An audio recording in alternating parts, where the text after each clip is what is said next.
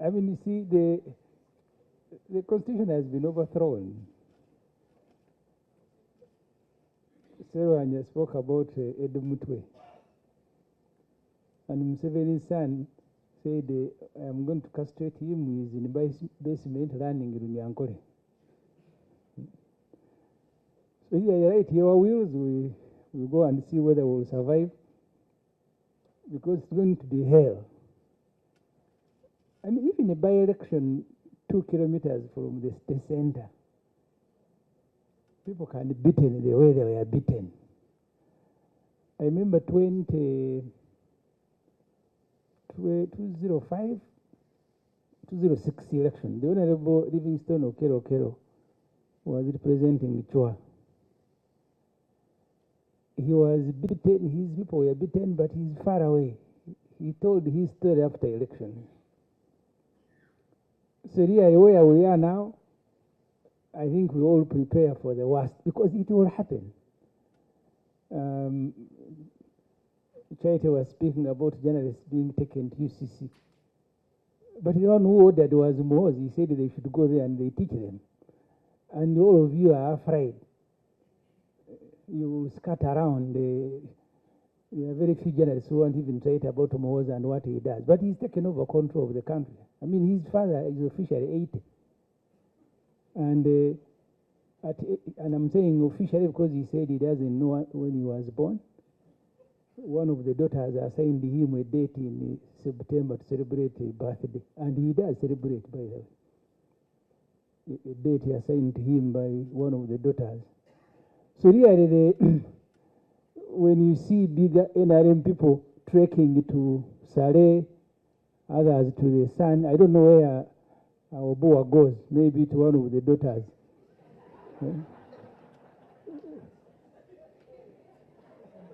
So that's where we are. That is our situation, unfortunately.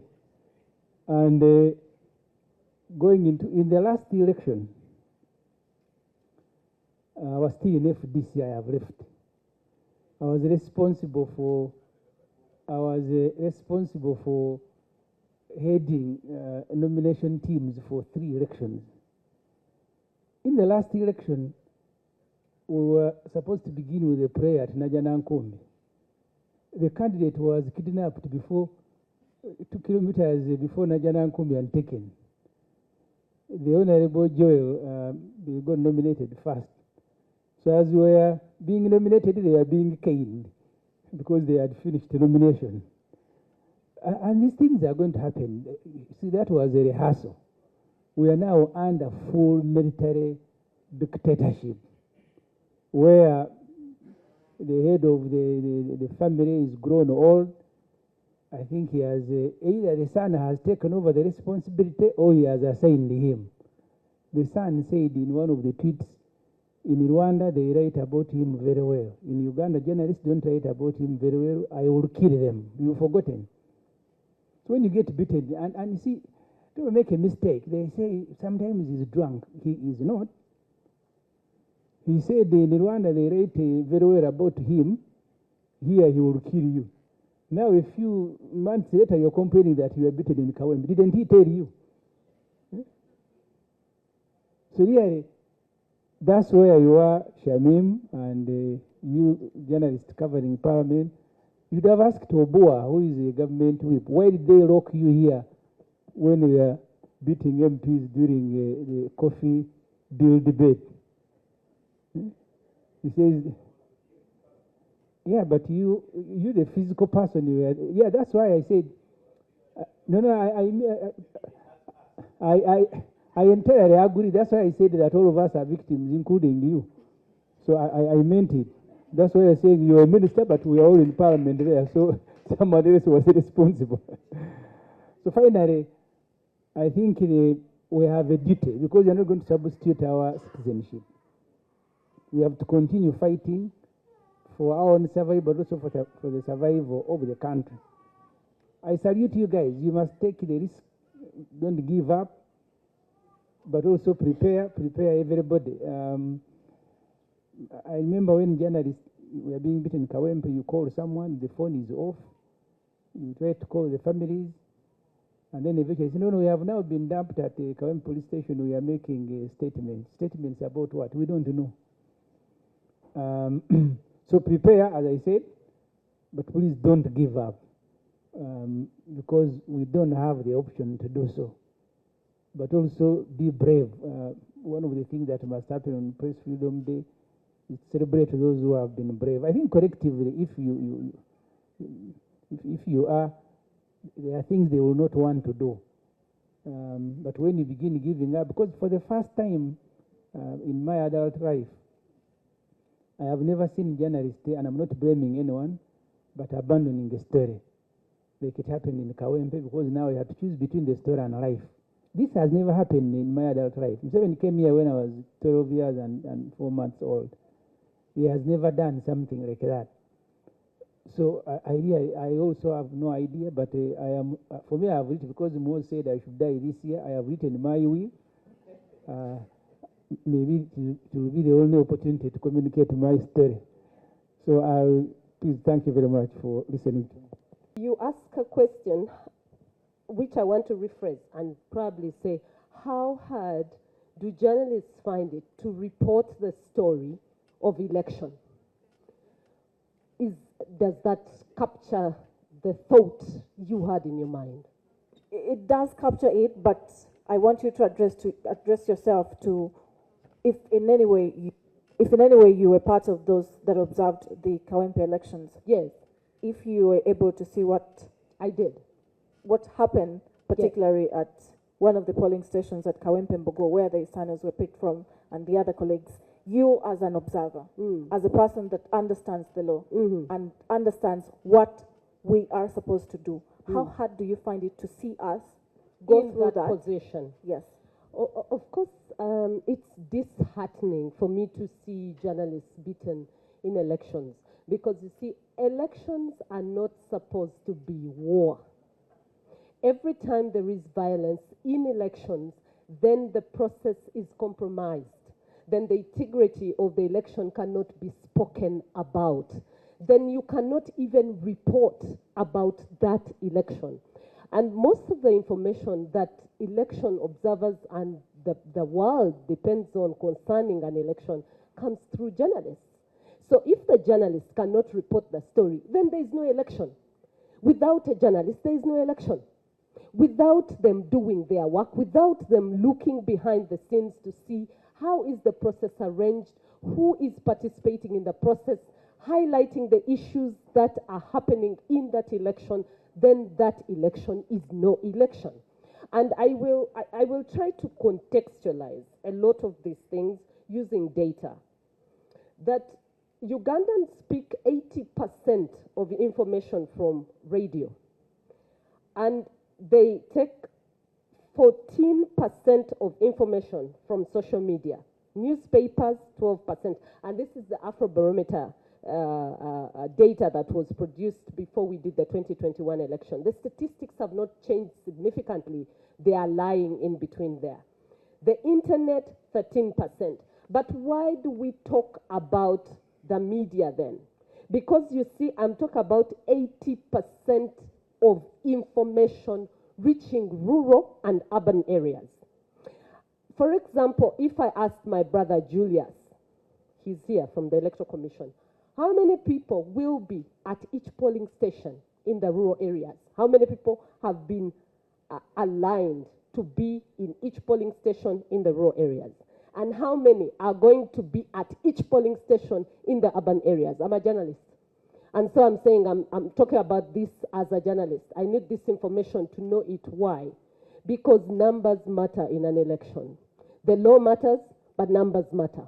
Because the numbers will reflect what exactly happened. If the journalist cannot see the connection between the result at the polling station and the national tally center, then there is no connection with the election altogether. If the data that the journalist has picked at the polling station is not being reflected at the national tally center, there is a problem with the election.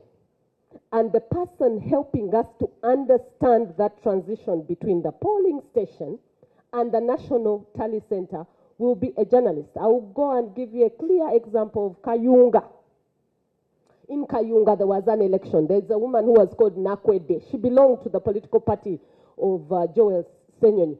She knows what she went through. A number of the DR forms she had from the polling station had no connection to what my friend Julius was reading at the National Tally Center.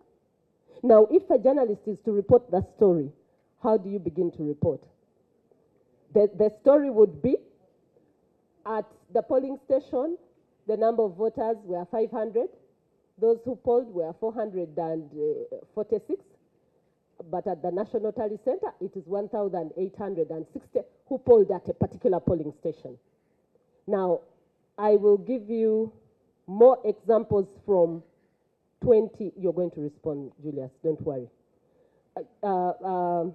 From 2021. In 2021,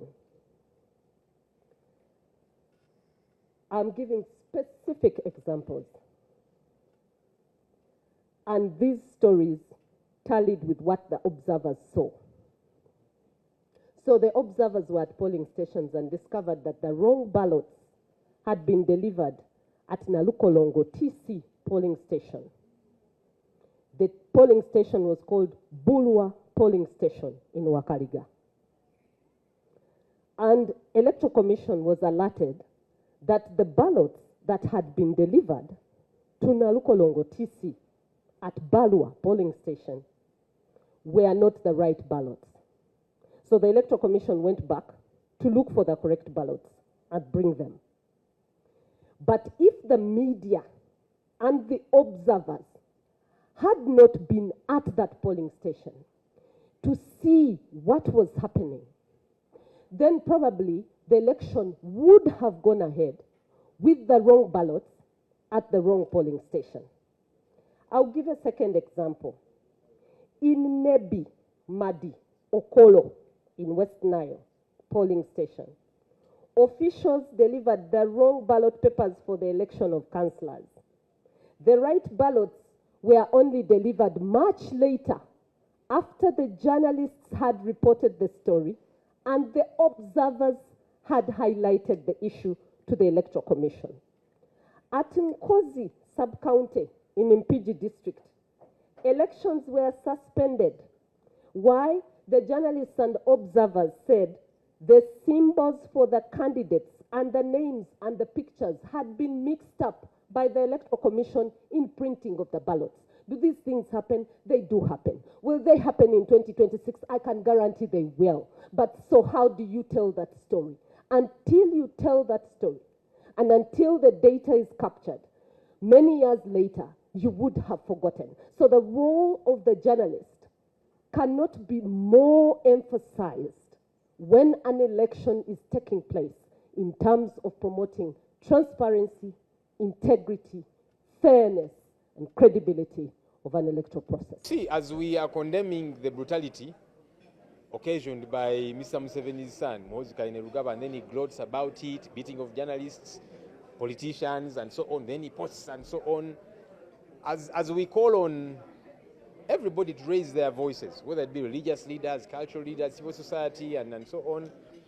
Because today it is us, tomorrow it might be you. No one new journalists would be targeted, but now they're also targeted. We don't know if next they're coming after religious leaders and so on. All of us must condemn these things. We are not telling religious leaders or cultural leaders to come out and support opposition or NUP or whatever. No, we're simply saying, let's condemn injustice, because your voices are even more powerful than the voices of we, politicians, but also the international community. Where are you in these matters? I normally see ambassadors, they go and meet Mr. Museveni. I don't know if they talk about these things because they fund his government, but they should be concerned about the human rights violations that are occasioned on the people of Uganda. I see ambassadors going to meet General Muhoozi in his office, fraternizing with him and so on. I don't know if they talk about these things. Next week is the EU Day, and EU ambassadors in Uganda are going to be meeting to celebrate this day. And we understand they have invited General Muhoozi as one of the special guests. Really? And look, It's not in our place to tell ambassadors and diplomats what to do when they come in our country, but I think this will be seen as a mockery to the people of Uganda, because this is somebody who is torturing citizens, who is torturing, whether it be journalists, political actors, and then he celebrates it on social media. And you keep fraternizing with him, embracing him, and so on, you invite him on your functions. We don't think it is right, because the European countries, you normally see them, their parliaments and their leadership, speaking against human rights violations and all of these different things. Our hope is that it will be reflected here. Otherwise, the people of Uganda will not understand you when they see you continuously fraternizing with somebody who is persecuting them. It is not right. We hope that their voices will come out through, but also to say we should not be fraternizing with somebody who is meting out violence on the people of Uganda. It's not right at all. Tinicho. Yes, ensonga endala nga tujjukira olunaku lwa bannamawulire, ebimu ku ebyo bibaluma, of course twogedde kuba tulugunya n'ebirala, naye n'embeera gye bakoleramu. Bannamawulire, ebitongole by'amawulire ebimu, bannamawulire bibawa akasente akatono ennyo, ate n'ako akasente akatono katwala emyezi nga tekajja. Kati munnamawulire omusindise mu field agende akuleetere story, tomuwadde na transport, ate nga wawanvuko w'omutumye, talina na kyakulya lanchi, naye omusuubira okuleeta story, ate nga n'omusaala amaze emyezi nga tafuna musaala. Banaye tubeere bantu nga bwe tuvumirira ekya gavumenti okutulugunya bannamawulire, naye n'ebitongole ebimu biyisa bubi bannamawulire. Ekyo kikyamu. Ate ebitongole bino zi TV ne zi radio naki ezimu zirina wansi wa musingi gwa church. Banaye kino kivoola ne zi Bible ze tusoma. Kikyamu katusuubire nti abantu bano baneetereza. It's something I had to speak. Twabadde mu process ne bannamateeka baffe okuteeka ekiwandiiko kye tuyita writ of habeas corpus mu kooti, nga tugamba kooti eragire ebitongole ebikuumaddembe okuleeta Eddie Mutwe oba mulamu oba mufu, ye process gye tubaddemu. Naye kaakati amulinda tumumanyi, era nga kye tugenda okugamba kooti nti kaakati omuntu ono yavuddeyo n'atulaga n'ekifaananyi amwambudde engoye, amukubyekubye, bw'ayogera ebyekisaagirira ebintu ebitali mu magezi, naye abirabanga kati asanyuse nnyo, ono Eddie Mutwe abeera wali ng'avimba obunyaba, kati nze mulina ndi mumukubakuba. Kati subire kooti tezigenda ate kutwetolooza, kubanga oluusi kooti nazo zituleetinga down. Twagenda ku kooti ku bannaffe abaabuzibwawo 18, naye kooti, high court, ne bagamba nti mwe temulese bujulizi bumala okulaga nti abantu bano baabuzibwawo. Tubagamba bakyala baabwe baabano, abaana baabano, zi ID n'ebirala. Kati mwagala tuleete bujulizi ki? Mugambe gavumenti abantu bano ebaweeko embaliziro, baliwa accountability. Of course twateekayo appeal ku nsonga eyo, naye kati tusubire nti kooti nazo zijja kwanguya ensonga zino, kubanga kati Eddie Mutwe tutumanyi wa waali. Muhoozi yagambye ali mu basement ye, tumanyi kikyali mu kumukola n'effujje eddala lyonna. Naye nga neyo bwe tugendayo twagala okuwulira ku bukulembeze mu gavumenti, Minister of Internal Affairs General Kahindo Tafiire atera okwogera ku nsonga zino okutulugunya abantu naki. Katusubire taasirike, kubanga ono mutabani wa Museveni, twagala omuwulire, kuba kakati bino bimukwatako n'abakulembeze abalala. Ssebo Mwai Museveni mutabani wo bino bye wamutuma okukola, kubanga ffe twavumirira n'ekyokugamba nti omuwadde ekifo ekyenkizo bwe kityo.